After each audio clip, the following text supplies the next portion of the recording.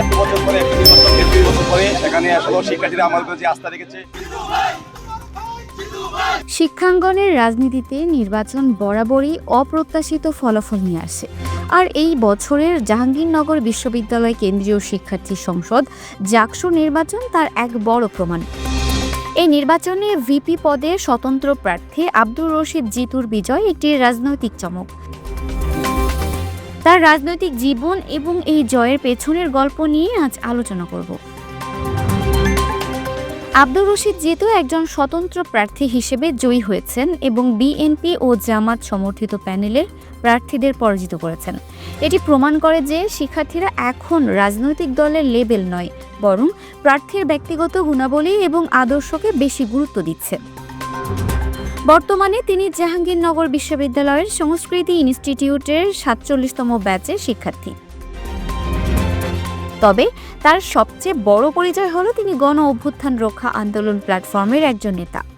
একসময় তিনি নিষিদ্ধ সংসদ ছাত্রলীগের রাজনীতির সাথে জড়িত ছিলেন, কিন্তু জুলাই অভ্যুত্থানে তিনি ছাত্র জনতার পক্ষে অবস্থান নেওয়ায় নিজ সংগঠনের হামলার শিকার হন।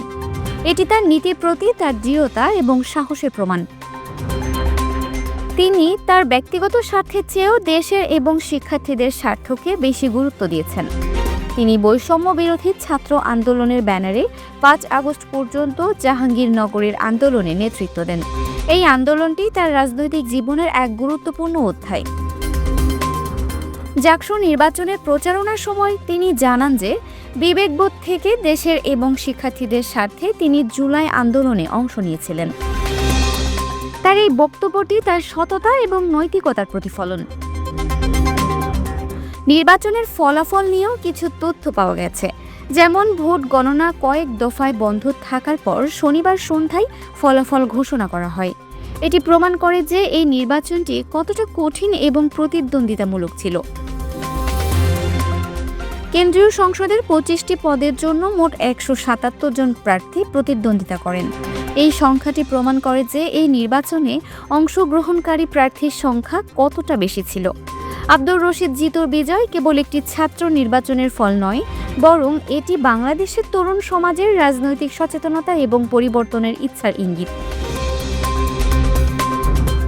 এটি প্রমাণ করে যে বাংলাদেশের তরুণ সমাজ এখন পুরনো রাজনৈতিক সংস্কৃতির বাইরে নতুন কিছু খুঁজছে এবং তারা এমন নেতাকে সমর্থন করে যিনি তাদের জন্য কাজ করেন এবং তাদের স্বপ্ন পূরণে সহায়তা করেন। Multimedia desk, Dinajpur TV. Dinajpur TV মানুষের জীবনের কথা বলে।